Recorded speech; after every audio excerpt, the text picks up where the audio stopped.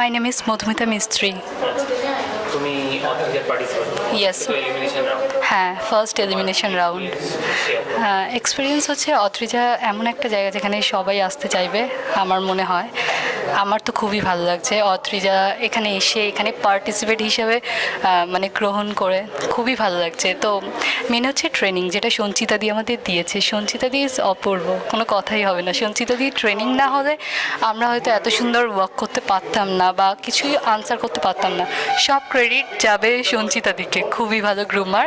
And আমি ওখানে 100% দিয়েছি আমার, দেখা যাক কী হয়। অ্যান্ড আই থিঙ্ক আমি ভালো করে নেবো। আজকে তো এখানে রাহুল জিমে হচ্ছে, হ্যাঁ, ইয়েস। তুমি ফিটনেসটা কতটা নেসেসারি মনে করো?